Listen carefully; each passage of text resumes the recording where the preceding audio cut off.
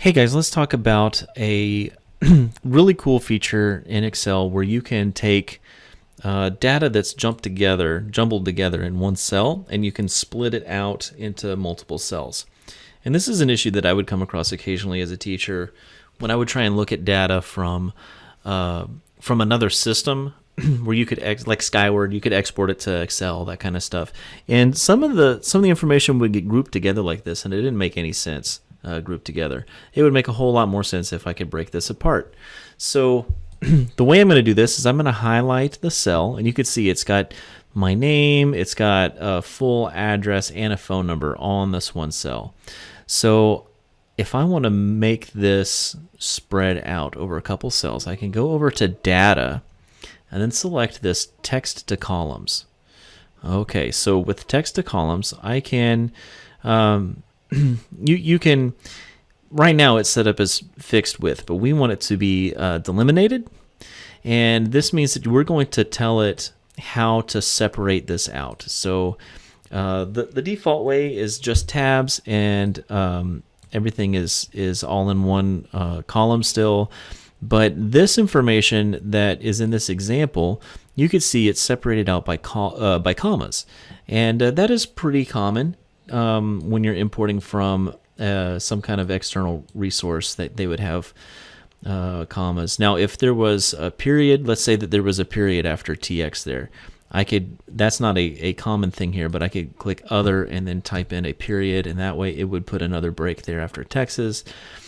You could do it after every space, which most of the time that's not super useful, because like in the example of the address here, I mean, you've got 700, and then E for East is going to be in a different column and so forth. So that's really more trouble than it's worth. And you can do semicolons too. Depends on, like I said, it depends on the formatting that it was sent as. So we can hit next, and then it's going to ask you, hey, for each one of these columns, what type of data is it? You can leave it as general. If it's something specific, let's say like phone number, you want it to be you want to make sure that it stays as text. Now it's going to, because it's got the parentheses, but you can tell it specifically what you want it to be, and you can tell it the destination. So this information, you want it to be along the B2 area here. You can, but you can change this destination to someplace else. You want it to be here instead. So let's go finish, and there you go. It separated it out, so I've got it easier to view and look at this way. So I've got name, street address, city, state, and zip. That might be something that I want to separate out again, so I can pull this up into its own thing or leave it there. Yeah, and then text to columns, delimitate, next, make that with spaces, so TX and that. It wasn't very helpful to do this with spaces before because of that address, but now we're just looking at the one, so it's cool.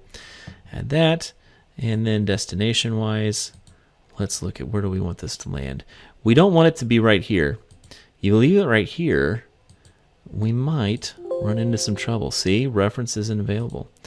You don't want it to be in the way of other data over here, because in some cases it'll write over the data, and that is not something you want. So let's finish right there.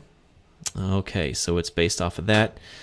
We can slide that out of the way, delete that, grab these, put them back here, put the phone number back here, and now we've got it split up in a way that makes sense. And I can get rid of the original data, and now we've got this ready to go. And I can even create a table out of this now by saying name, street address, city, state, zip, and phone, and make this into a table, import some more data, and start breaking it up that way. Anyway, hope this is useful.